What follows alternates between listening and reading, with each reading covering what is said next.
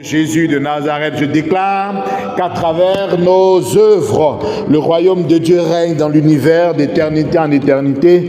Au nom de Jésus de Nazareth, je déclare que quiconque est venu dans ce lieu devienne source intarissable de bénédiction pour toute l'humanité et pour le royaume de Dieu. Au nom de Jésus de Nazareth, je déclare que quiconque maintenant est présent dans cette salle ce soir connaît une élévation, un développement extraordinaire. Au nom de Jésus de Nazareth, je déclare que quiconque est présent dans cette salle ce soir connaît maintenant la sagesse divine, connaît la révélation divine. Au nom de Jésus de Nazareth, je déclare que quiconque est présent dans cette salle rentre dans une dimension de succès, de réussite, de victoire, d'élévation, d'honneur, de dignité à tous les niveaux. Au nom puissant de Jésus de Nazareth, je déclare que la vie de toutes les personnes qui sont dans cette salle devient une vie d'élévation, une vie de succès, une vie de réussite. Au nom de Jésus de Nazareth, je déclare que toutes les montagnes maintenant qui s'étaient érigées dans la vie des personnes dans cette salle sont déplacées au nom puissant de Jésus de Nazareth. Je déclare que quiconque est présent dans cette salle ce soir devient un déplaceur de montagne, un aplanisseur de montagne. Au nom de Jésus de Nazareth, je déclare que quiconque est présent dans cette salle ce soir devient un solutionneur. Au nom puissant de Jésus de Nazareth, je déclare que quiconque est présent dans cette salle ce soir manifeste pleinement et parfaitement sa nature divine,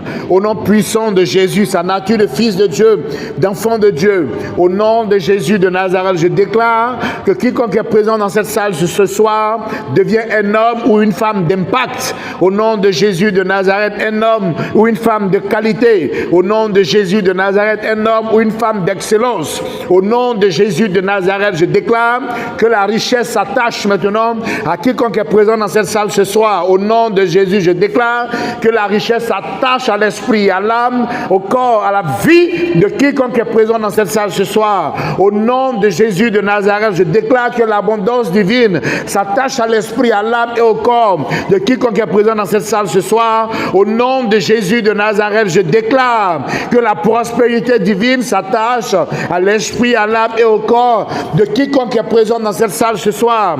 Au nom de Jésus de Nazareth, je déclare que toute personne dans cette salle qui est venue ici avec un fardeau repart déchargée au nom de Jésus de Nazareth. Je déclare que toute personne dans cette salle qui est venue avec une préoccupation repart déchargée avec la solution, avec l'éclairage divin qu'il est venu chercher ou elle est venue chercher. Au nom de Jésus de Nazareth, je déclare que les légions d'anges de l'armée céleste maintenant règnent dans tout le périmètre. Au nom de Jésus de Nazareth, je déclare que le Saint-Esprit de Dieu règne dans tout le périmètre. Au nom de Jésus de Nazareth, je déclare que la gloire de Dieu règne dans tout le périmètre. Au nom de Jésus de Nazareth, je déclare que le royaume de Dieu anéantit toutes les œuvres des ténèbres dans le sous-sol de ce temple. Au nom de Jésus, je déclare que le royaume de Dieu anéantit toutes les œuvres des ténèbres dans ce temple. Au nom de Jésus de Nazareth, je déclare que le royaume de Dieu anéantit toutes les œuvres des ténèbres au-dessus de ce temple. Au nom de Jésus, je déclare que le royaume de Dieu anéantit toutes les œuvres des ténèbres dans nos pensées. Au nom de Jésus de Nazareth, je déclare que le royaume de Dieu anéantit toutes les œuvres des ténèbres dans nos paroles. Au nom de Jésus de Nazareth, je déclare que le royaume de Dieu anéantit toutes les œuvres des ténèbres dans nos actions, dans nos décisions. Au nom de Jésus de Nazareth, je déclare que le royaume de Dieu anéantit les œuvres des ténèbres et impose sa suprématie dans nos consciences et dans nos cœurs. Au nom de Jésus de Nazareth, je déclare que le royaume de Dieu anéantit toutes les œuvres des ténèbres et impose sa suprématie en ce lieu. Au nom puissant de Jésus de Nazareth, je déclare que le royaume de Dieu nous transforme de gloire en gloire. Au nom de Jésus, je déclare que le royaume de Dieu nous purifie de gloire en gloire. Au nom de Jésus de Nazareth, je déclare que le royaume de Dieu nous élève de gloire en gloire. Au nom de Jésus de Nazareth, je déclare que le royaume de Dieu nous développe de gloire en gloire. Au nom de Jésus de Nazareth, je déclare que le royaume de Dieu nous éclaire, nous illumine de gloire en gloire au nom puissant de Jésus de Nazareth. Merci Seigneur parce que tu nous exauces toujours au nom de Jésus. Amen. Amen. Je vous salue tous dans le nom de Jésus. Alors, On devait aborder un thème aujourd'hui. Et le thème qu'on devait aborder aujourd'hui, c'est le bon moment. Mais quand je venais, j'ai senti dans mon esprit qu'il était bon qu'on puisse avoir une petite séance encore de questions et de réponses par rapport à tout ce que nous partageons ici, par rapport à tout ce que nous pratiquons, par rapport à tout ce que nous faisons, pour qu'on puisse avoir davantage d'éclairage. Hippolyte, bonsoir. Voilà, Marie-Christelle. Donc, pour qu'on puisse avoir davantage, n'est-ce pas, d'éclairage. Donc, vers la fin, je vais parler un peu du bon moment, mais je veux donner la possibilité à chacun de nous, parce que la Bible dit, celui qui écoute la parole et qui la comprend, va et porte du fruit. Donc, si on écoute la parole, ou si on ne l'a pas comprise, ou bien s'il y a des chocs, il y a des conflits en nous, on ira, mais on ne produira pas de fruits. Donc, celui qui écoute la parole et qui la comprend, va et porte du fruit. Donc, au niveau de la soirée d'excellence, on a enseigné beaucoup de choses, on a enseigné beaucoup de méthodes, on a enseigné beaucoup de secrets, on a donné beaucoup de clés, etc. Et je voudrais donner la latitude à chacun de nous de pouvoir poser quelques questions. Donc le frère Déchi va nous aider, n'est-ce pas, à ce niveau-là. Donc on va commencer par le frère Lionel, qui va nous poser sa question.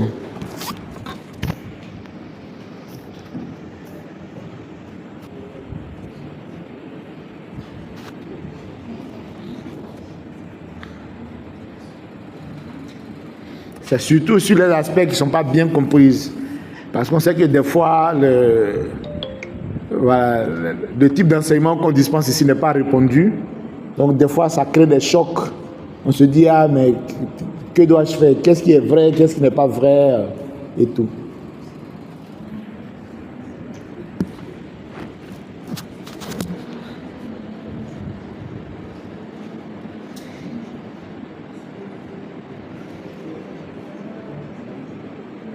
Ah d'accord, donc le frère Lionel. Ok, donc c'est que tu en parles avec tout ce qu'on dit ici. D'accord, Marie-Eden, question.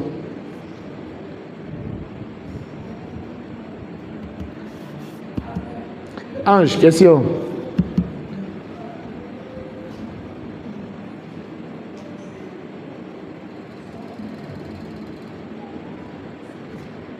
Micro pour Ange. Sur tout ce qui est enseigné ici.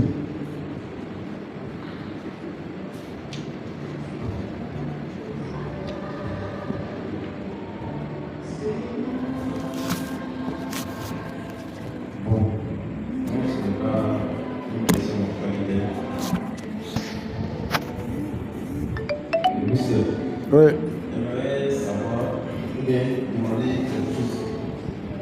Est-ce qu'on ne peut pas faire au moins une best-of de certains sujets qu'on a dépassés pour qu'on puisse revenir là-dessus pour voir beaucoup de choses? Parce qu'il y a des personnes qui n'ont pas fait ça, qui ont pris les trois matchs.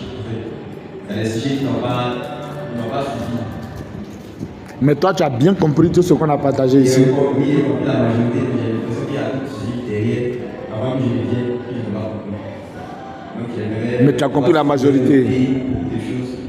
Chacun pourrait noter au moins des sujets qu'il n'a pas compris et puis soumettre maintenant à la sélectionner.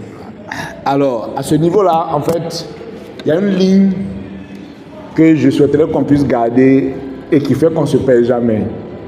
C'est une ligne qui démarre en Genèse chapitre 1 et puis qui vient dans les évangiles. Donc, en Genèse chapitre 1, Dieu prend la décision de te créer en tant qu'homme ou femme. Donc, il prend la décision de te créer et il te crée d'une certaine manière. C'est un peu comme le prophète disait hier. Donc, là-bas, c'est notre Madame Aram. Donc, ça veut dire que c'est le départ. Donc, au départ, il faut que tu comprennes. Parce que quand on vous appelle des fois pour juger des affaires, vous dites, ah, mais moi je n'étais pas là au départ. Donc, si tu n'es pas là au départ, là, tu ne peux pas bien comprendre.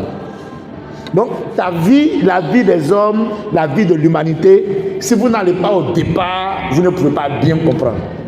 Donc, nos enseignements parlent du départ. Pourquoi Dieu a décidé de créer l'homme et comment il a créé l'homme. Donc, Dieu, il décide souverainement de créer l'homme et il le crée à son image et selon sa ressemblance. Pour faire quoi?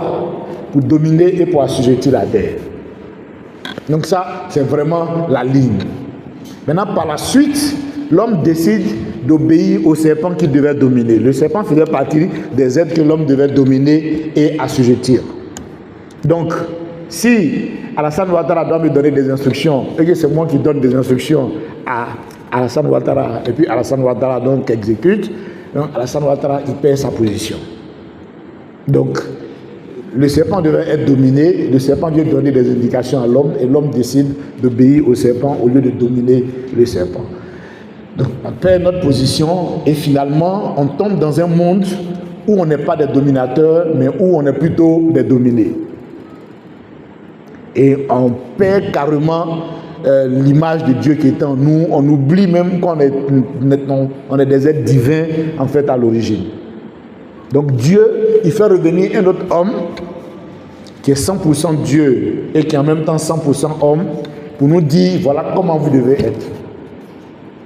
Et un homme qui démontre des capacités pour réaliser des choses impossibles, un homme qui vient révéler que les hommes normalement, ce n'est pas des êtres qui sont mortels, mais c'est des êtres qui sont immortels parce qu'ils doivent aspirer à une vie qu'on appelle la vie éternelle. Donc lui vient avec le message de la vie éternelle, pour que les hommes puissent rentrer dans cette nouvelle conscience-là. Donc c'est ça le message de l'évangile. Donc un homme, n'est-ce pas, qui est dénaturé, qui perd sa divinité, et puis un homme qui avait en lui toute la plénitude de la divinité pour dire voilà comment est-ce que chacun de vous doit être. Donc à partir de ce moment-là, tous ceux qui croient rentrent dans cette dimension-là. Et donc, le message de l'évangile, c'est un message qui permet à l'homme de se retrouver dans sa position première. Alors, une fois que tu as compris ça et que tu es dans ta position première, maintenant, comment ta vie est? Qu'est-ce que tu fais? Comment tu influences les autres? Donc, c'est de tout ça qu'on parle ici de manière régulière, en fait. C'est pour ça qu'on vous dit que le christianisme, ce n'est pas une religion. Parce qu'une religion, c'est un ensemble de pratiques, un ensemble de dogmes, mais ce sont des pratiques mortes. Alors que le christianisme, c'est une vie où tu te manifestes en tant que fils ou fille de Dieu, une vie où tu déplaces les montagnes, une vie où tu réalises des choses impossibles, et une vie où tu fais du bien à un grand nombre de personnes, comme Jésus allait de lieu en lieu, faisant du bien aux gens. Donc c'est une vie où tu fais du bien à un grand nombre de personnes. Donc tous les enseignements qu'on a ici, c'est les enseignements qui ont pour objectif de nous remettre dans ce domaine-là. Donc certains vont dire, mais pourquoi est-ce que Booster, il ne prêche pas sur le péché? Mais prêcher le péché, mais ce n'est pas ça le message. Parce que la foi vient de ce qu'on entend. Donc si c'est le péché que tu prêches, la foi que tu vas développer dans tes auditeurs là, mais c'est une foi qui va les amener vers le péché. Ce qu'il faut prêcher aux gens, c'est le salut. Et le salut, c'est dire, mais je pensais que j'étais impuissant face à la vie, mais avec tout le travail que Jésus a fait, mais je suis un homme extraordinaire, je peux déplacer les montagnes, je peux faire des miracles, je peux réaliser des choses impossibles, je peux vivre éternellement. La chair et le sang n'ira pas dans le royaume de Dieu, mais mon esprit et mon âme iront. Je peux vivre éternellement. Donc c'est de ce message-là dont les gens ont besoin en fait. Donc vous verrez que tous les thèmes qui seront abordés vont dans ce sens-là. Celui qui prêche le péché prêche l'échec. Parce que le péché, c'est l'échec. Donc quand tu ne deviens pas comme Dieu, quand tu ne fais pas comme Dieu, quand tu n'impactes pas les gens, voilà, positivement, et tout ça, ben, tu as échoué. Et c'est ça qui est le péché. Donc c'est manquer le but. Donc est-ce qu'il faut enseigner le fait de manquer le but aux gens? Ou bien il faut enseigner, n'est-ce pas, le salut aux gens? Donc vous verrez que tous les messages qu'on a abordés ici, même le thème d'aujourd'hui, le bon moment, c'est des thèmes qui vont dans ce sens-là. Et donc chaque fois que tu reçois, ou bien tu es dans une position, demande-toi, est-ce que tu es en train de te déployer? Est-ce que tu es en train de... Là, par exemple, aujourd'hui, moi, je suis très content parce que j'étais confronté à un défi, un challenge. Je suis en train de le relever de manière miraculeuse. Je suis content parce que le royaume de Dieu est en marche. Amen. Donc, les enseignements, c'est vraiment cette ligne-là sur laquelle nous sommes. Donc, en principe, quand vous suivez les enseignements, vous devenez des releveurs de défis. Vous devenez des déplaceurs de montagnes. Et puis, vous cherchez toujours des objectifs qui sont beaucoup plus grands. Par exemple, moi, depuis 2-3 jours, il y a une nouvelle prière qui est venue. Seigneur, il faut qu'à travers moi, le royaume de Dieu règne dans tout l'univers, d'éternité en éternité.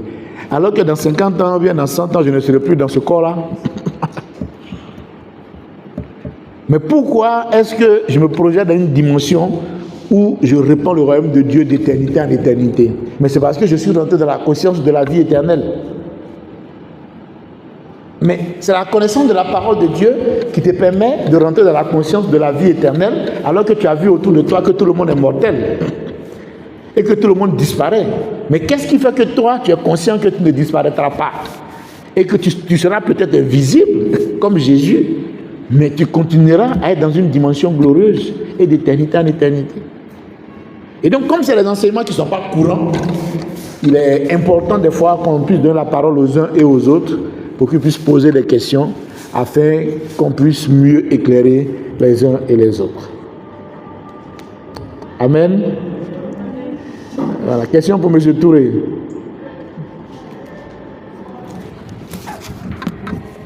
Bonsoir, bonsoir. Oui, bonsoir. Ce n'est pas une question. Je souhaiterais que vous reveniez un peu sur le thème de mon père. C'est-à-dire le pouvoir de la parole. La parole interne. Le pouvoir surtout le pouvoir de la parole interne. Ah non, c'est la parole intérieure. La parole intérieure. Ok. Alors, je dis ça en fait parce que au sortir d'ici, un matin, j'étais là, on parle des bacs, on a monté le bac, je suis allé, moi on habite au bord de l'eau, je suis allé, j'ai proclamé, ça peut être bon, je suis pas parti. Et étant dans le bac, intérieurement, ce que j'ai dit, c'est ce que je me suis dit, en moins que je suis arrivé à destination, c'était comme si ça avait été déjà fait peut-être, je crois, 2 jours avant que ça m'attendait. Si je vais là où l'appeler, je vais l'appeler, je crois, samedi, et puis ça me dit. Mais je suis resté là, est-ce que c'est... Alors, qu'est-ce qui s'est passé quand tu as proclamé intérieurement? Qu'est-ce qui s'est passé? C'est ce que je disais intérieurement, quand je suis arrivé sur le terrain, c'est comme si c'était déjà fait, avant, c'était déjà fait 3 jours avant que ça m'attendait. Donc, ce que tu disais intérieurement, c'est réalisé. Je suis arrivé, ça fait. Ok. Voilà. Alors, pourquoi est-ce que j'ai mis l'accent sur le pouvoir de la parole intérieure? Parce qu'en fait, on se dit des choses intérieurement et on pense que ça ne fait rien. Donc, l'histoire de la dame qui avait la perte de sang a démontré que quand on se dit quelque chose en soi-même, la Bible dit elle se disait en elle-même. Voilà. Donc, vous voyez, c'est juste pour que chacun de nous puisse avoir la connaissance. Parce que tu aies la connaissance ou pas, tu te dis des choses intérieurement. Malheureusement, ce qu'on se dit intérieurement très souvent n'est pas glorieux. Mais on va aller trouver des choses glorieuses devant nous. On a menti. Si ce que tu te dis intérieurement n'est pas glorieux, ce que tu vas trouver devant toi ne sera pas glorieux.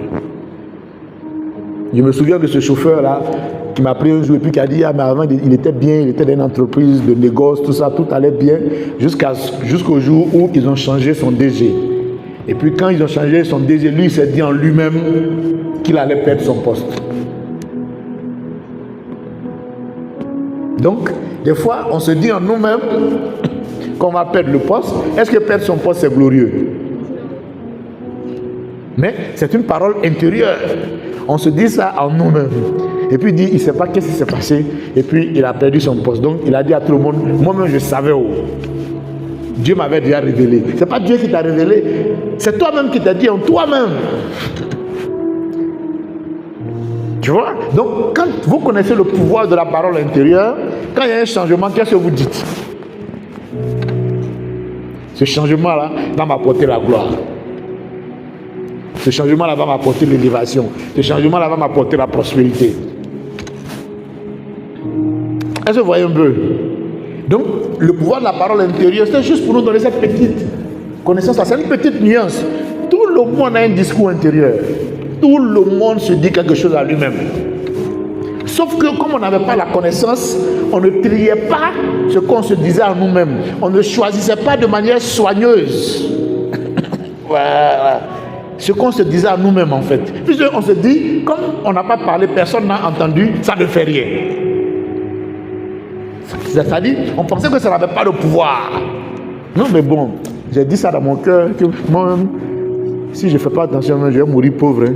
Mais bon, ça c'est dans mon cœur là-bas, mais je sais que Dieu ne va pas permettre ça. Donc on pense qu'on se dit des choses, mais Dieu ne va pas permettre ce qu'on est en train de se dire là. On a menti. C'est ce que tu es en train de te dire là. C'est ça qui sera ta destinée. Parce que Dieu, il sonde les cœurs et les reins. Donc le discours intérieur que tu dois avoir, c'est un discours de foi, donc qui est basé sur ce que tu espères et non sur ce que tu vois. Si ce que tu espères réellement, c'est d'avoir une promotion dans ton travail, mais tu dis la venue là, ça là, voilà ce que ça va m'apporter. Ça va m'apporter promotion. Mais le frère Ezo a rendu son chose au témoignage ici.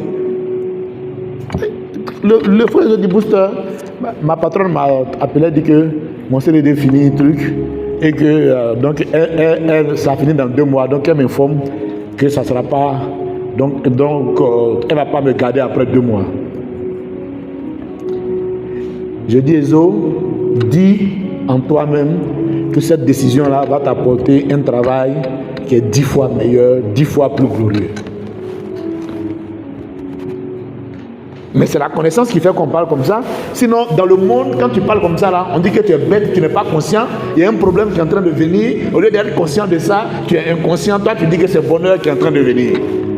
Donc, le monde prend ça pour de la folie. On dit, mais lui, il est inconscient. Hein? On va le renvoyer, il est là, il dit que c'est bonheur. Il est bête même. Donc, dans le monde, on dit que tu es bête quand tu n'as pas la connaissance. Il dit, dis-toi ça intérieurement, et puis après, ouvre la bouche et puis proclame ça. Mais c'est ce qui s'est passé. C'est ce qui s'est passé. 2 semaines avant que Ezo n'arrête, 2 semaines, moi je reçois un coup de fil. Et puis le profil qu'on recherche là, c'est le profil d'Ezo. Et puis j'envoie le CV d'Ezo, je le recommande, on fait les entretiens, tout, on fait. Ezo rentre. Là où il était là, il était agent de maîtrise. Là où on a pris là, cadre. Le salaire qu'il avait là-bas, là, il a eu une augmentation de près de 40% de son salaire. Là-bas, il n'avait pas assurance maladie. Dans le nouveau coin là, voilà, assurance maladie. Donc, effectivement, et aujourd'hui, il bénit sa patronne dans son cœur. Oui, mais puis si elle n'avait pas arrêté, il serait encore dans la galère là-bas. Donc, ceux qui n'ont pas la connaissance, moi, de lever, disent, mais ce gars-là, il a la chance, hein? Il n'a pas la chance. Il n'a pas la chance. Il a la connaissance. Il a utilisé le pouvoir de la parole intérieure. Il a donné une orientation à sa vie. Donc, toi, tu as fait une petite expérience sur un truc de ton boulot. Et puis, tu as vu que ça s'est réglé. Voilà, donc on dirait amusement. Mais cette expérience-là, tu dois la faire sur toute ta vie. Tu dois la faire sur toute ta vie. Le Paul, c'est mon parent. Et lui-même, il sait. Lors des obsèques de Gbam, quand je vous ai fait asseoir chez Tanti Bébé, donc à Trècheville, là, pour vous dire, voilà dans quel état d'esprit chacun doit se mettre là. Peut-être que vous êtes en train de... Vous pensez que c'est du jeu, en fait. Mais dans l'état d'esprit dans lequel tu te mets là, c'est comme ça que ta vie devient. Donc, c'est ça qu'on essaie d'expliquer aux gens. Mais comme c'est trop simple, c'est pas compliqué. Et puis on ne dit pas aux gens de se réveiller à 1h du matin pour aller se laver en fait au carrefour. Donc les gens ne prennent pas en fait au sérieux. Donc, petit truc que tu as appliqué là, si tu appliques ça sur toute ta vie, c'est comme ça que ta vie va devenir. Si tu dis que toi, le Paul, tu as roulé en Mercedes, c'est comme ça que ta vie va devenir. Tu as roulé en Mercedes. Si tu dis que toi, tu vas vivre dans un château, c'est comme ça que ta vie va devenir. Mais ne cherche pas à savoir comment ça va se faire. C'est ça qui nous fatigue. C'est le comment là. Voilà. La foi ne marche pas avec le comment ça va se faire. La foi dit voilà ce que j'espère. Et tu fais la démonstration de ce que tu espères. Mais comment ce que tu espères là se manifeste là? Ça, c'est du ressort de Dieu. Sinon, si tu le dis, c'est ce qui va se passer.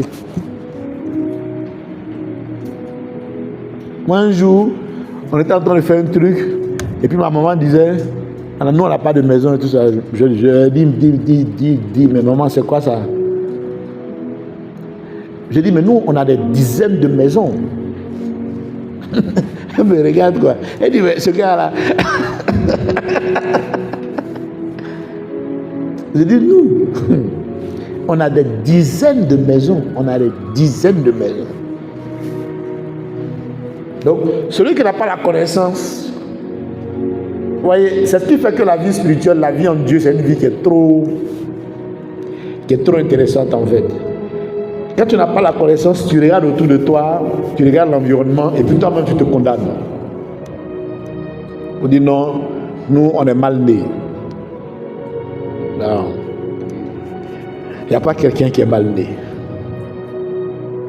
Mais il y a des gens qui fonctionnent par la foi et qui ont des résultats.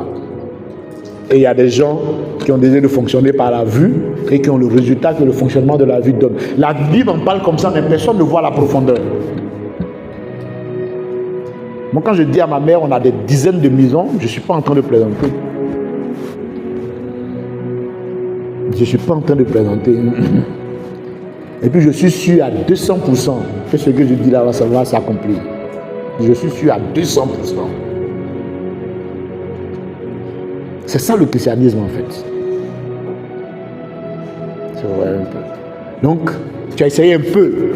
Il s'agit d'en faire un style de vie. Si tu en fais un style de vie, tu vas voir où tu vas te retrouver. Il y a des jours où tu vas t'arrêter comme ça et tu vas dire, mais attends, c'est quoi ça? C'est la magie ou bien? mais c'est la magie ou bien? On va te dire, non, c'est pas la magie. C'est l'évangile. C'est Dieu qui a fait le job. Mais tu ne savais pas qui tu étais. Tu ne savais pas de quoi tu étais capable. Sinon, Dieu a fait de toi une créature merveilleuse, un être formidable. Mais comme tous les jours, tu te disais en toi-même que tu n'étais rien, donc tu t'es rabougri et puis tu es devenu moins que rien. Donc c'est le résultat de ta parole intérieure. C'est le résultat de ton discours intérieur. C'est tout. Je vais m'arrêter là.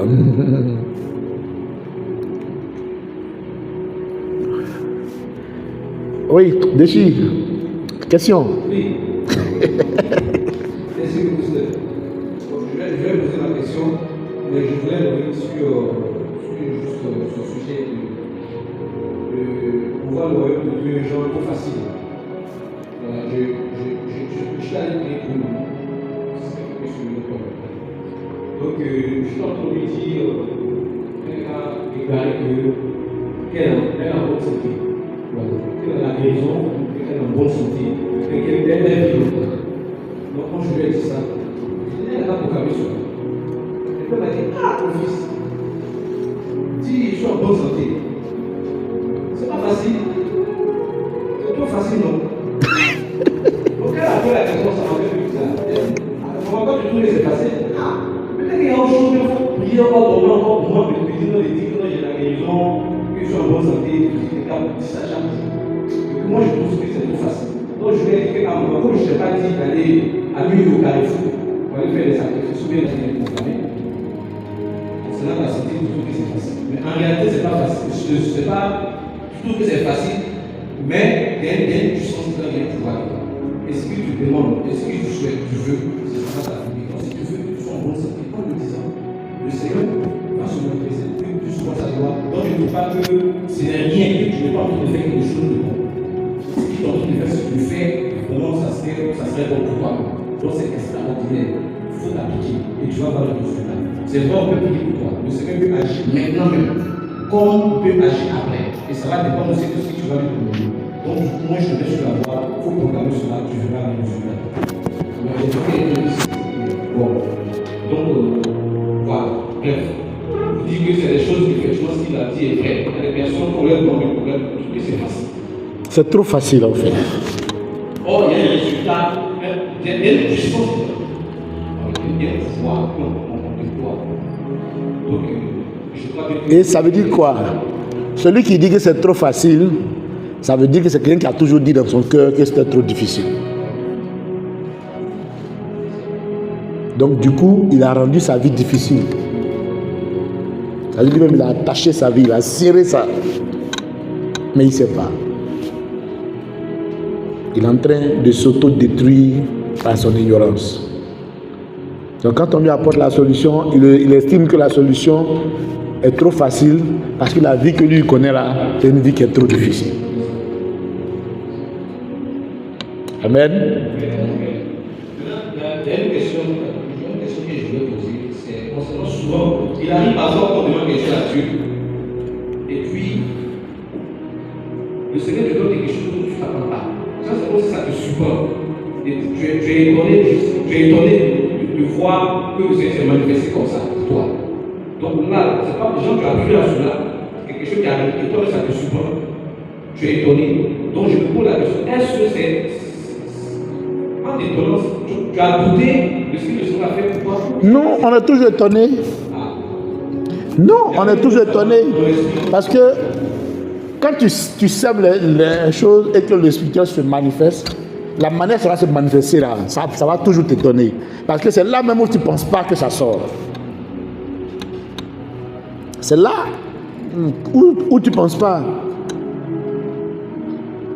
Voilà. Moi je rencontre un frère, on échange, et puis il me dit, mais Booster, est-ce que tu aimes tel quartier?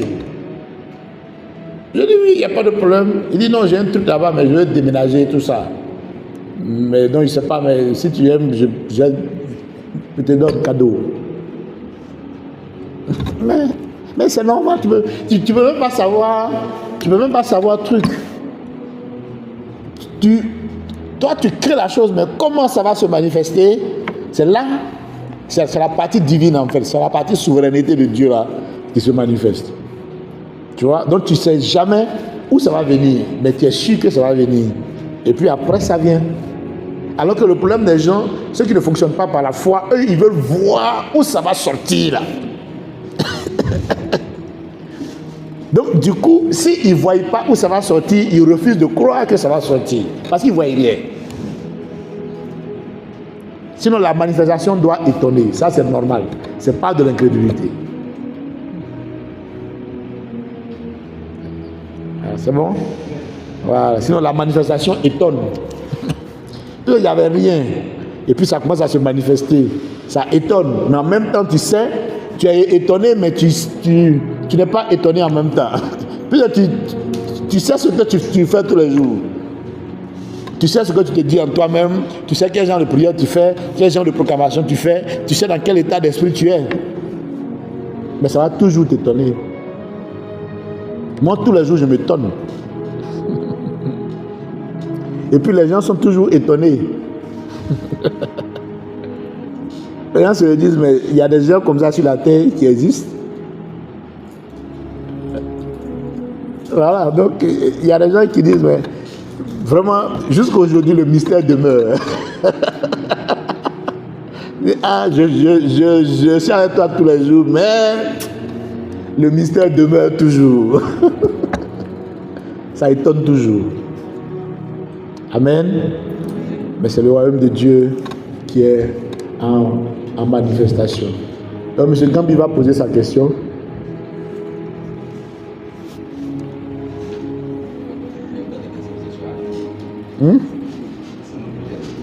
D'accord, donc M. Lezou va poser sa question alors. Ah, ou bien Ange est prêt maintenant. Bon, Ange alors.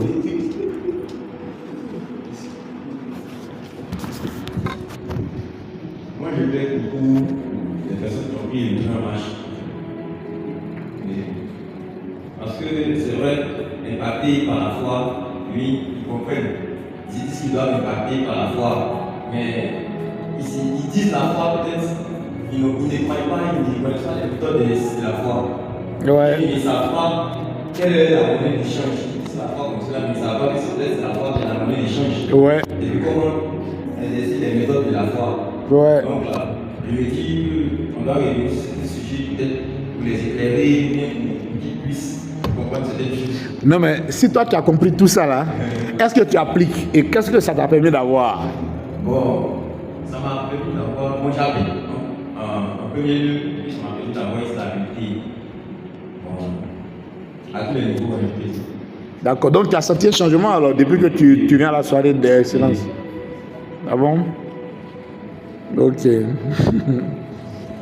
Voilà, super. Mais ne t'inquiète pas pour les autres, c'est-à-dire, crois que les autres comprendront, ils vont se manifester. Hein? Ne t'inquiète pas pour eux. Vous savez, moi j'ai rencontré des gens une seule fois. Ils ont pris une seule parole, ils sont partis, ils ont réussi leur vie avec ça. Des fois, on pense qu'il faut tout expliquer aux gens, rentrer dans les détails. Non. Quand tu parles, l'esprit t'inspire, c'est une seule phrase que quelqu'un va prendre. Il est parti avec ça. Mais il est parti comme ça. Amen. Donc, on ne connaît pas bien, on n'a pas toutes les manifestations du Seigneur, de l'Esprit de Dieu. C'est pour ça qu'il faut parler. Et puis maintenant, l'Esprit de Dieu fait un travail dans la vie de chacun. Donc, quelqu'un peut avoir loupé beaucoup de bons enseignements, mais rien que par les questions, par les réponses qu'on est en train de donner, ça peut créer un déclic. Et ce seul déclic-là peut bouleverser positivement la vie de quelqu'un et de manière durable en fait. Donc moi, je n'ai même pas d'inquiétude. Mais en tout cas, merci Ange. Mais ça veut dire quoi? Tu vois, toi, ce que tu es en train d'avoir là, c'est un fardeau en fait, que Dieu met dans ton cœur. En même temps, c'est une mission qui est en train de se dessiner. Parce que toi, tu es préoccupé par comment est-ce que les enseignements qui ont été dispensés ici peuvent être répercutés pour que d'autres puissent avoir et puis bénéficier. Cette préoccupation-là ne doit pas rester une simple préoccupation. Elle doit se transformer en initiative. Elle doit se transformer en projet. Tu vois? Et c'est à partir de là que tu vas rentrer dans une autre dimension et que tu vas connaître un autre niveau de bénédiction aussi. Donc c'est comme ça que ça se manifeste en fait. Voilà comment les missions se manifestent. Tu vois?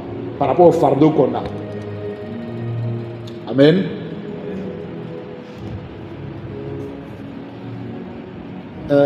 Oui, question à notre soeur. Oui, Kanga. C'est ça, non? Michel Kanga. Voilà, question. Elle va poser question. Elle est là pour la première fois.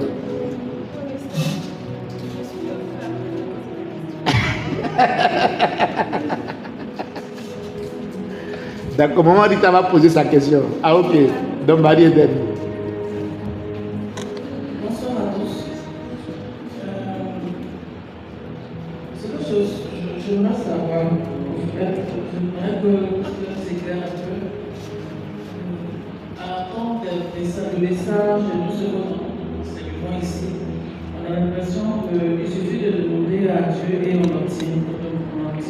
Avec lui, il n'y a pas de refus. Donc, j'aimerais savoir, qu'en est-il du désert, ce temps que, selon les chrétiens, on devrait traverser pour pouvoir être en contact, on va dire direct avec Dieu. Donc, qu'en est-il réellement de ce moment?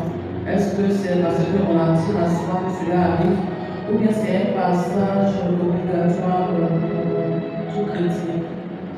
C'est un passage obligatoire pour tout chrétien qui n'a pas eu la connaissance. Tous ceux qui fonctionnent sans avoir la connaissance seront confrontés en fait au désert.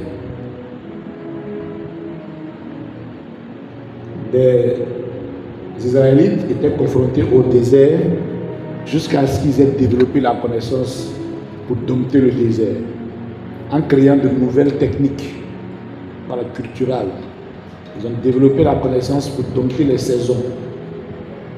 Donc en saison sèche, où il n'y a pas de pluie, où normalement aucune agriculture ne peut prospérer, La connaissance leur a permis de créer des systèmes de goutte à goutte qui leur permettent non seulement de rationner l'eau parce que c'est la saison sèche, mais en même temps de faire en sorte que les plantes ne manquent pas d'eau aussi pour pouvoir produire. Donc ça fait qu'ils ont réussi à maîtriser le désert. Et ils ont réussi à avoir des récoltes agricoles qui sont plus abondantes que les peuples qui sont dans les forêts et tout ça. Donc le désert est réservé aux ignorants jusqu'à ce qu'ils aient la connaissance. Parce que comme le Seigneur ne veut pas que les gens restent dans l'ignorance, s'ils sont à l'aise dans l'ignorance, ils ne vont pas chercher la connaissance. Donc tous ceux qui sont dans l'ignorance sont confrontés au désert.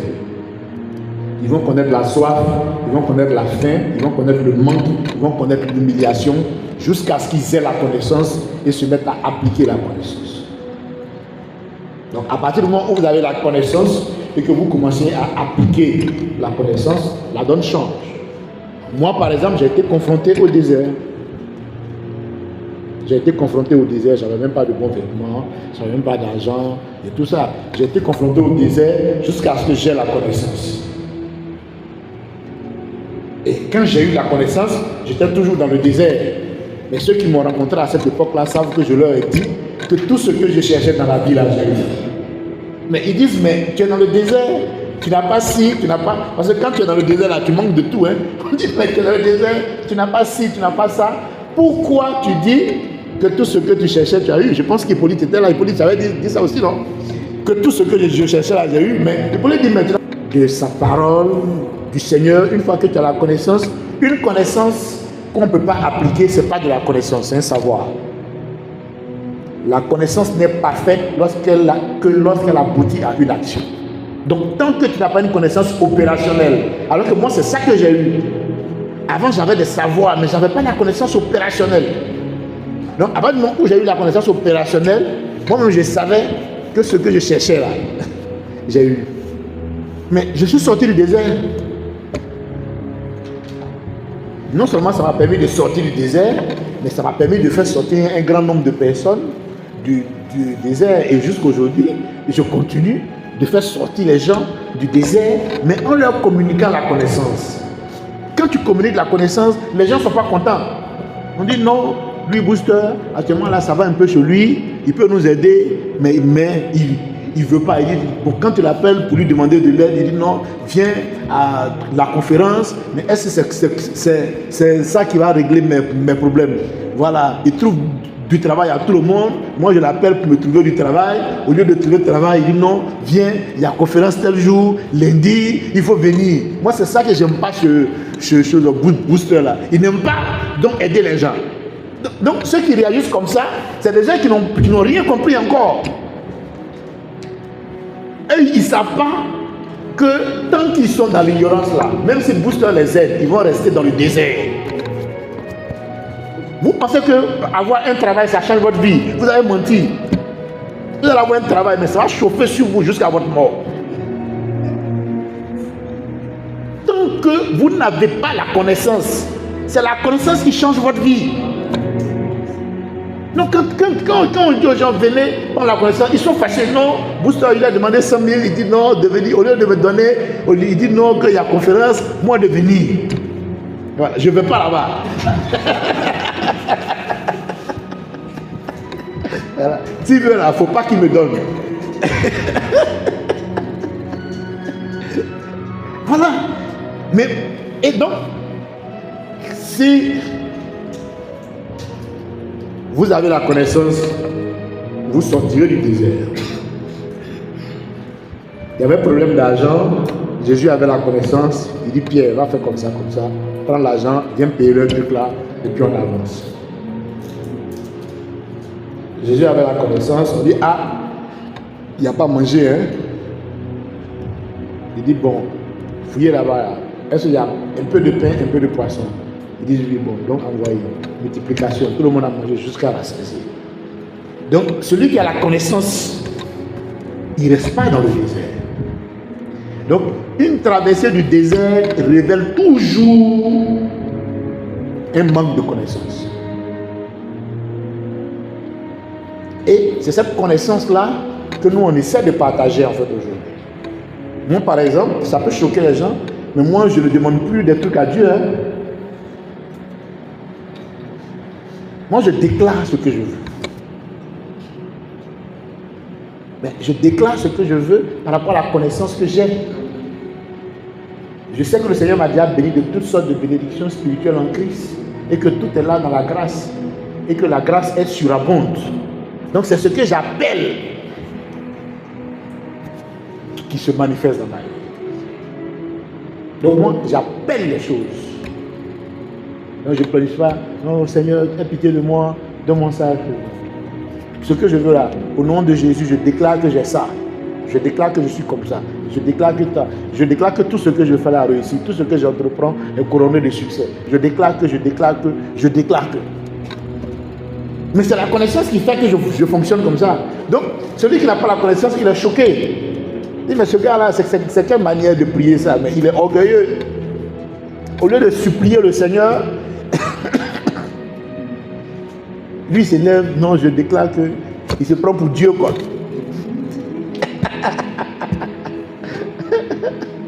C'est-à-dire que tout le monde est choqué que celui qui a l'image et à la ressemblance du chameau se prend pour un chameau. Tout le monde est choqué.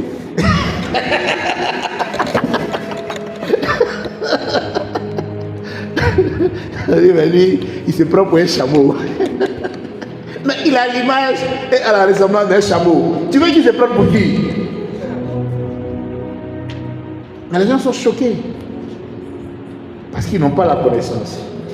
Donc c'est pour ça que le travail que nous on fait, on dispense la connaissance. Mais comme les gens ne connaissent pas la valeur de la connaissance, c'est l'image des pourceaux là, à qui on donne des perles. Non, il foule ça au pied. Non, moi je l'ai appelé pour régler tel problème pour moi. Au lieu de régler mon problème, il dit non, de venir prendre la connaissance. Mais c'est quelle affaire de connaissance? Quand les gens ne veulent pas t'aider là, voilà c'est la stratégie qu'ils trouvent. Amen. Alors que si tu as la connaissance, même si Booster n'est plus là, mais toi tu es parti.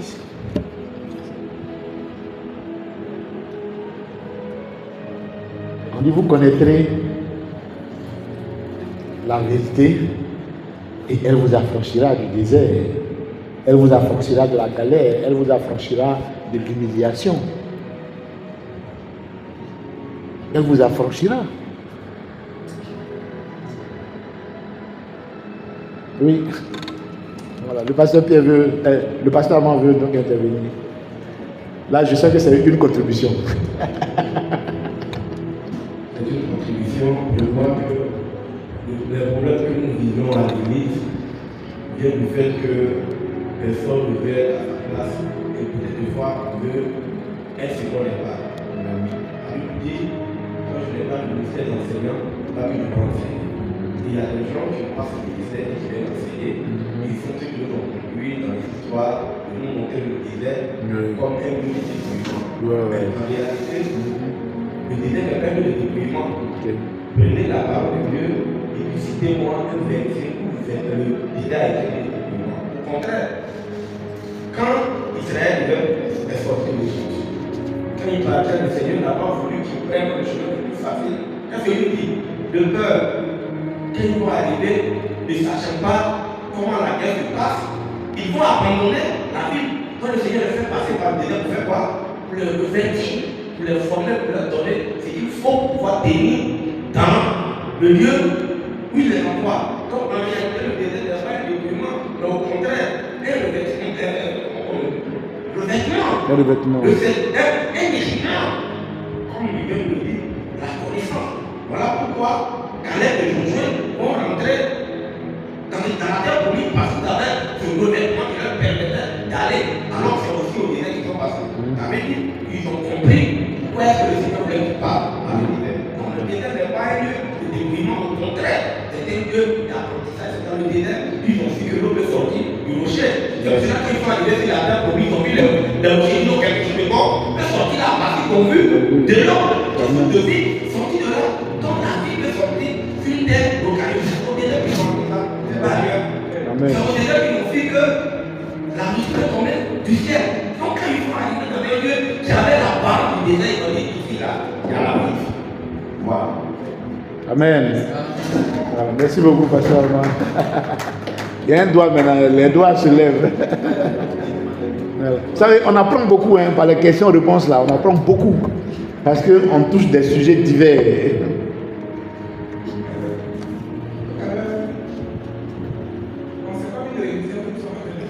Amen.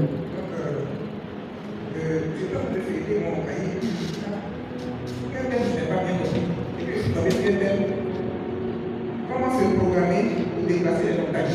Ouais. Je suis un déplaceur de montagnes. Oui. Dieu nous a créé pour déplacer les montagnes. Oui. Je viens de Alors, ce message-là a tellement libéré un frère.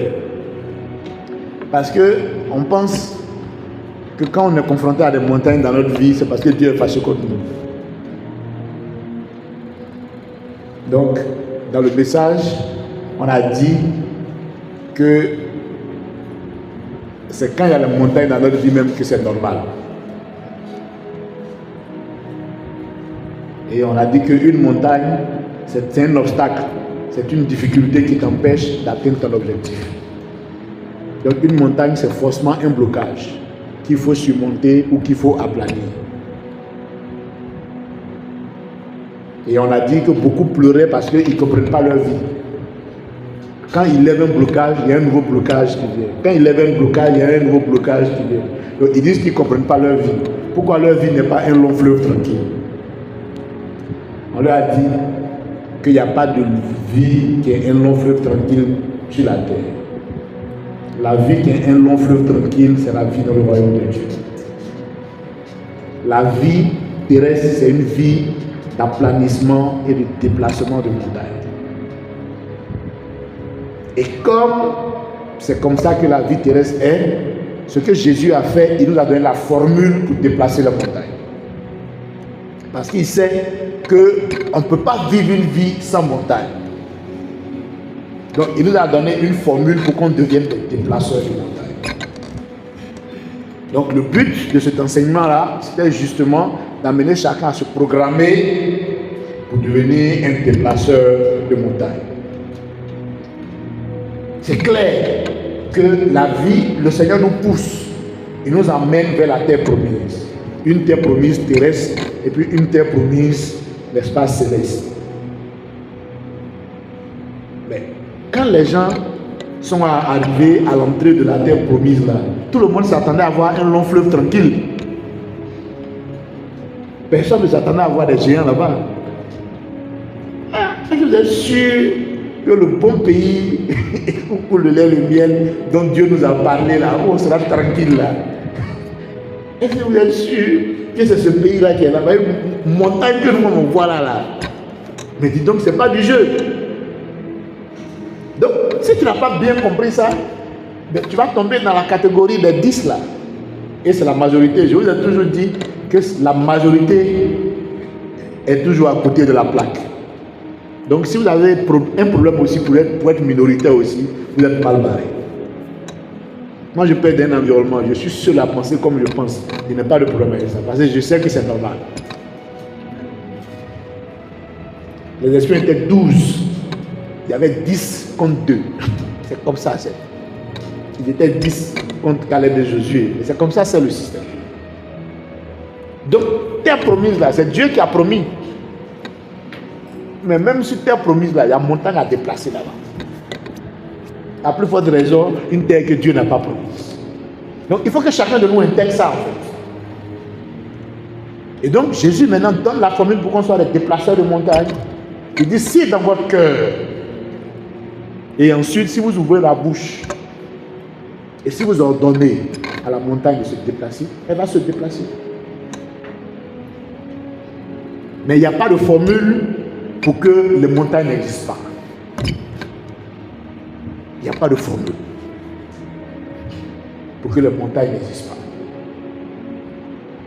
Donc, peu importe l'endroit où tu seras, il y a une montagne qui va pousser pour te challenger. Peu importe l'endroit où tu seras. Tu cours, tu viens te réfugier dans la maison de Dieu, où tu penses que là-bas c'est le paradis. Le matin, tu te réveilles, une montagne a poussé là-bas. Tu cours, tu dois te réfugier dans une entreprise où tu as un bon salaire. Tu penses que là-bas c'est le paradis. Tu dors, tu te réveilles, montagne à pousser là-bas. Tu cours, tu vas te réfugier dans un quartier. Tu te dis que là-bas c'est le paradis. Tu dors, tu te réveilles, montagne à pousser là-bas. Voilà. Tu abandonnes ta famille, tu tentes de te mettre dans une autre famille, pensant que là-bas c'est le paradis. Tu dors, tu te réveilles, montagne à pousser là-bas. Donc, on ne peut pas te dire comment tu fais pour vivre dans un monde sans montagne. Parce que peu importe le monde où tu seras dans cette vie-là, montagne va pousser là-bas pour te défier. C'est pour ça que Jésus a dit, bon, comme vous allez être constamment confronté à des montagnes dans votre vie, voilà comment on déplace montagne. Si dans votre cœur, c'est pour ça que le discours intérieur, voilà, ce que vous vous dites dans votre cœur. Et puis maintenant, ensuite, quand vous ouvrez la bouche, si vous ordonnez à la montagne, donc si vous croyez dans votre cœur que la montagne va se déplacer, et si vous ouvrez la bouche et que vous ordonnez, la montagne vous obéira, elle va se déplacer. Donc c'est cette formule-là qui fait de chacun de nous des déplaceurs de montagne. Donc il était question pour chacun de nous en fait de devenir des déplaceurs de montagne. Donc quand tu te programmes pour déplacer les montagnes, tu deviens un déplaceur de montagne. Et pour savoir si vous avez affaire à un déplaceur de montagne, si quelqu'un, quand il arrive d'un endroit, il y a un problème, il couille, il fuit là, il s'en va, lui, ce n'est pas un déplaceur de montagne. Il pense qu'il peut trouver un monde où il n'y a pas de problème. Mais là où même il coupe pour aller là, le problème même qu'il trouve là-bas, là, c'est 10 fois plus costaud même que le problème qu'il a fui. Mais parce qu'il n'a pas compris la vie encore. Quand tu arrives dans un endroit, s'il y a un problème, tu règles le problème d'abord. Et c'est quand tu as fini le problème maintenant que tu t'en vas. Parce que peu importe les endroits où tu iras, les montagnes vont apparaître. Donc, quand vous êtes programmé pour déplacer les montagnes, vous devenez un déplaceur de montagnes. Et ceux qui sont des déplaceurs de montagnes ont un résultat glorieux. Donc quand tout le monde est en train de pleurer, le Seigneur nous a blagué. Quand ils ont vu que la terre promise là, c'est une terre où il y a les vraies montagnes, des géants, des fils d'Anak, tout ça, des Jébusiens, des Étiens, des peuples guerriers, les plus grands guerriers du monde étaient là-bas. Ah! Comment Dieu peut nous promettre une terre où il y a les plus grandes montagnes du monde? Caleb et Josué, eux, ils étaient des déplaceurs de montagnes. Ils disent ça là, on va déplacer, il n'y a rien. Montons et emparons-nous du pays. Mais les autres n'étaient pas d'accord avec eux. Parce que pour eux, une terre promise, c'est une terre sans montagne. Le but de l'enseignement, c'était pour dire, attention, on vous a menti. Hein? C'est terre promise. Mais montagne qu'il y a là-bas, là, il n'y a même pas dans terre non promise.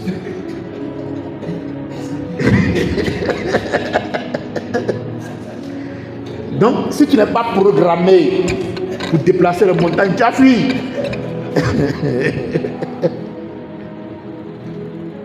Et le système pour déplacer la montagne est dans ton cœur, et puis elle est dans ta bouche. Moi, c'est pour ça que j'aime Dieu.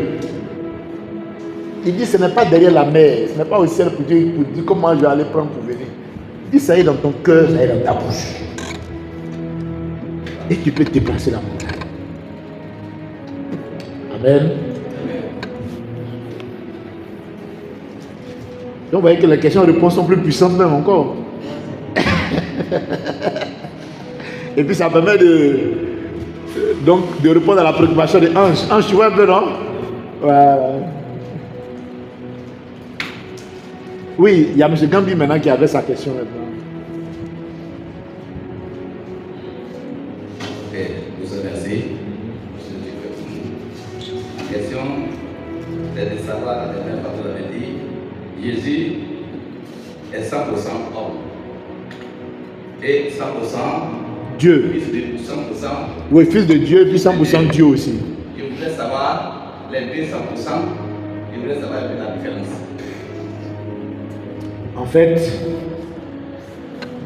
le christianisme là, c'est un système spirituel où les gens croient qu'un homme qui est né d'une femme est Dieu.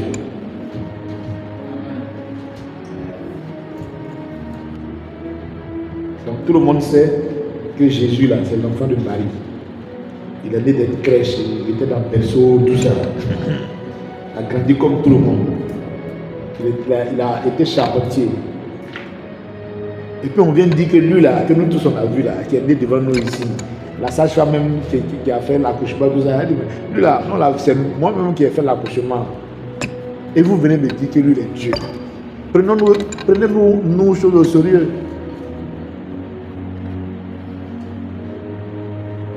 Maintenant, pourquoi c'est comme ça? Donc c'est là qu'il y a son humanité. Donc on l'appelait fils de l'homme. Et puis on l'appelait fils de Dieu. Et puis maintenant les chrétiens l'appellent Dieu. Donc pourquoi c'est comme ça? C'est là qu'on retourne à la Genèse. Parce que la Bible dit de lui qu'il est le second Adam. Le premier Adam a échoué. Il avait été créé comme Dieu, mais finalement, il ne s'est pas comporté comme un Dieu.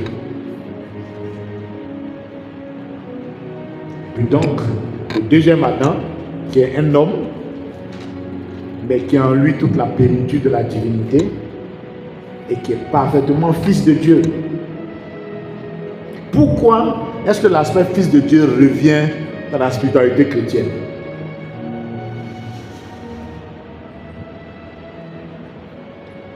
Parce que est-ce que quelqu'un, un homme là, peut créer quelque chose, un être qui est à son image et à sa ressemblance, mais qui n'est pas son enfant?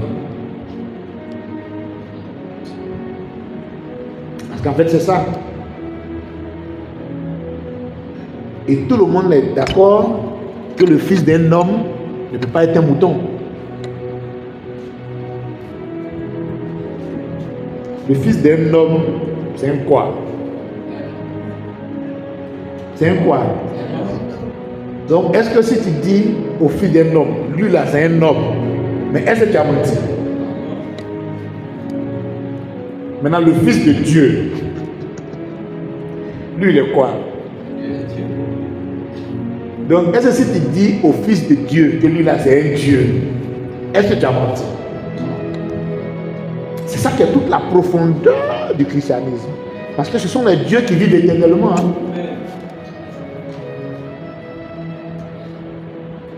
Ce sont les dieux qui vivent éternellement. Donc on ne vient pas enseigner la vie éternelle, on ne vient pas communiquer la vie éternelle à des êtres qui n'en ont pas les attributs au départ. Donc c'est ça le christianisme en fait. C'est-à-dire le christianisme, on vient nous montrer un modèle accompli. On dit la manière dont vous devez être là. Voilà. C'est ce modèle-là qui est là en fait.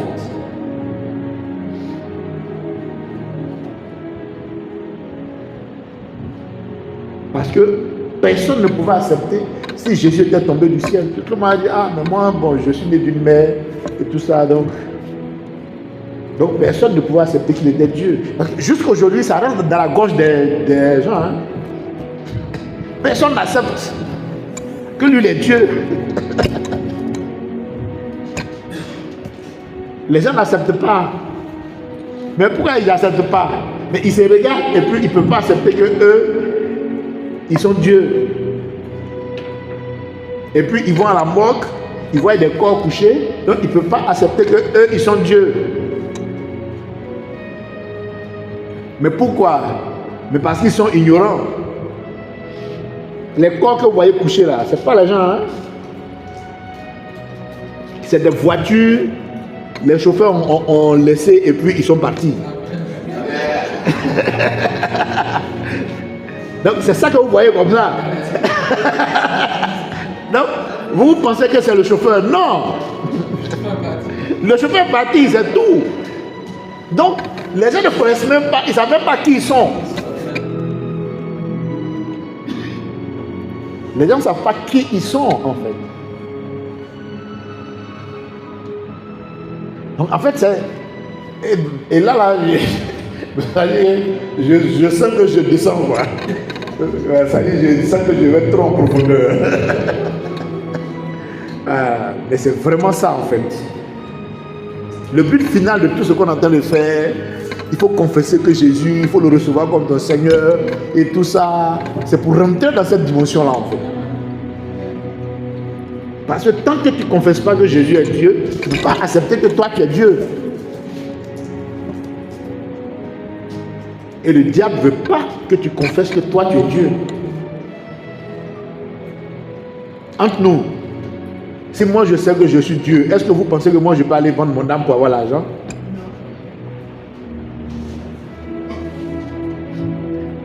C'est fini. C'est la clé de la délivrance.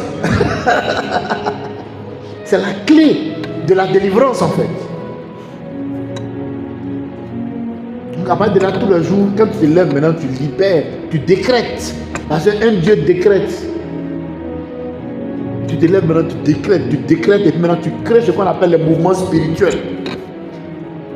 Parce que comme Dieu nous a donné une position de Dieu là, les anges sont là pour nous servir, mais ils ne nous servent que quand on donne des instructions.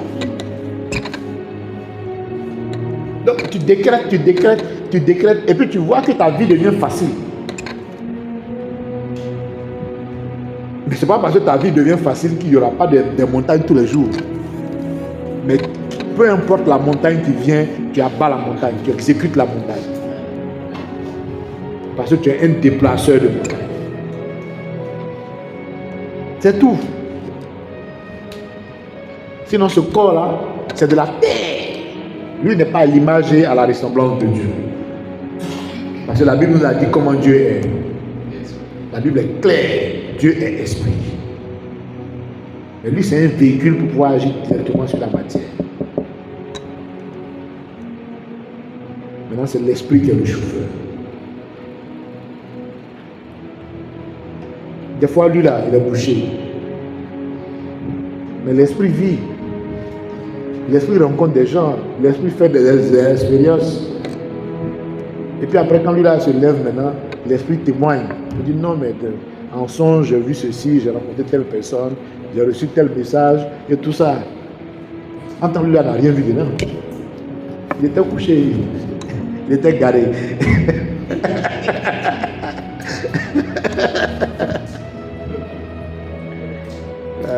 La question de M. Gambi là nous envoie dans la profondeur.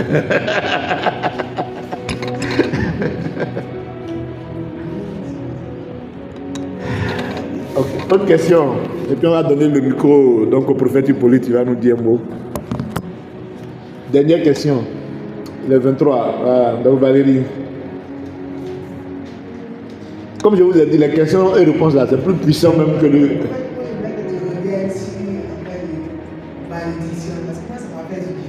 Ah d'accord. C'est un terme qui fatigue beaucoup les chrétiens. Ok. On ne comprend pas la malédiction. Oui. Donc je voudrais que tu me dises. Voilà. Alors, effectivement, c'est.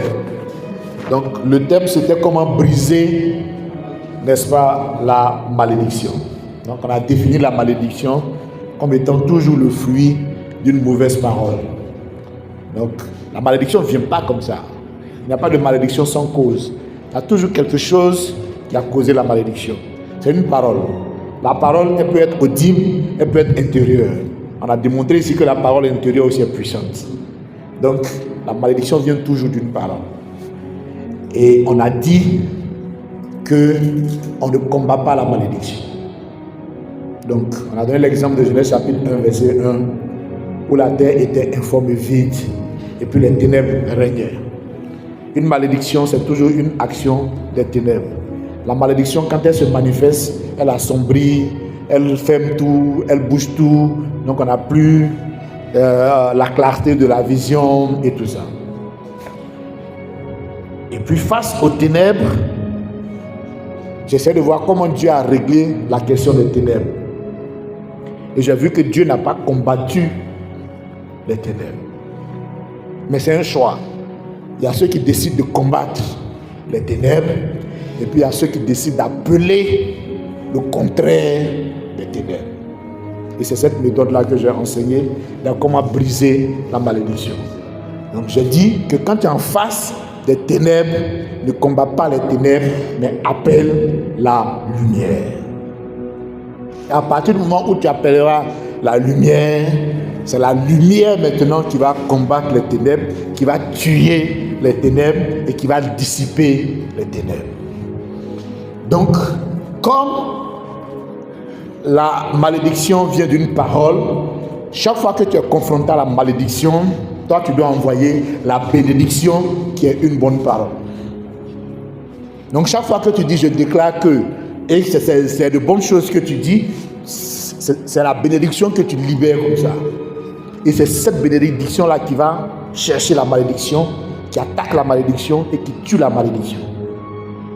De même que la lumière est toujours plus puissante que les ténèbres, et que c'est quand la lumière n'est pas là que les ténèbres règnent, la bénédiction aussi est toujours plus puissante que la malédiction, et c'est quand la bénédiction n'est pas là que la malédiction règne. Donc pour briser la malédiction, il faut envoyer la bénédiction en proclamant des choses excellentes, des choses merveilleuses, des choses magnifiques sur votre vie. À partir de ce moment-là, la bénédiction que vous envoyez va tuer la malédiction. Mais si vous n'envoyez pas la bénédiction, que vous vous battez avec la malédiction prendra le dessus sur vous. Donc c'est ce qui s'est passé avec beaucoup de frères en Christ, qui ont passé toute leur vie à combattre la malédiction et qui n'ont jamais eu de victoire et qui n'ont jamais vu la bénédiction dans leur vie. Parce qu'ils se sont battus contre les ténèbres sans jamais avoir appelé la lumière. Vous voyez un peu. Donc, tu regardes le fonctionnement de Dieu et puis tu imites le fonctionnement de Dieu en fonctionnant comme Dieu lui-même fonctionne. Amen. Voilà, c'est assez clair, non? En 2-3 minutes. Ok, donc on va donner le micro donc au prophète Hippolyte. Il va nous exhorter un peu. Il va nous édifier un peu. Il est venu avec sa charmante épouse, Marie-Christelle. Amen. Amen. Bénisse au salut tout le monde au nom de Jésus. Amen.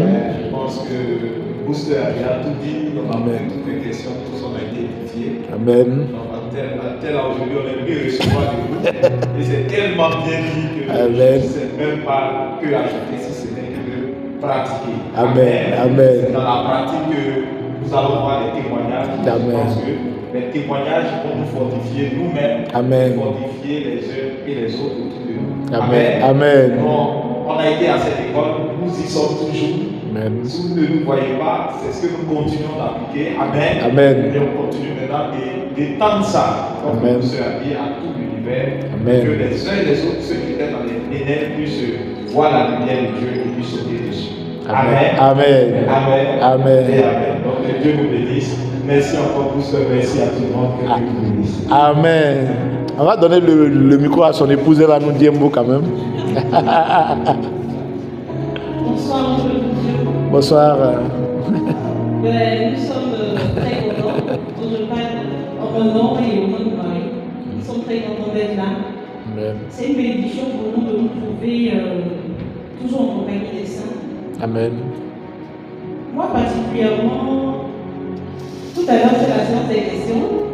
Pas que je n'avais pas de questions dans le thème, mais à chaque fois que je me trouve dans cette présence-là, dans la présence de Dieu, où bien entendu son serviteur est présent et tout ça, il suffit en fait de me tenir là pour qu'une connexion se fasse en fait. Voilà, donc j'ai juste besoin d'une connexion pour que je puisse avoir une orientation. Amen. Voilà, juste besoin de la connexion. Amen. Donc j'ai reçu ma part Amen. et je dis merci à tout le monde. Soyez bénis. Amen. Amen.